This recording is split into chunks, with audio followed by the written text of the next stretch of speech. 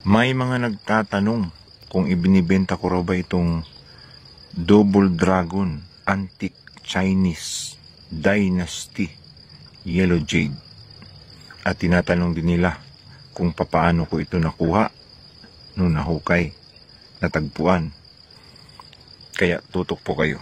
Kasi pag-uusapan natin itong Double Dragon, no, na napakaluma, maring libu-libong taon na itong nabaon sa lupa. Ito yung nakuha kong item.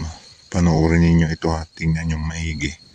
No? Sa liwanag, libu-libong taon na siguro itong nabaon sa lupa. Kasi nagkulay bato na. Yung jade na napakakinis at napakakinang ay naging ganito na siya. Ito itapat natin sa ilaw, no, para makita nyo. Ayan. Tumatagos. Ibig sabihin, hindi siya bakal, kundi gemstone talaga siya, yellow jade. No?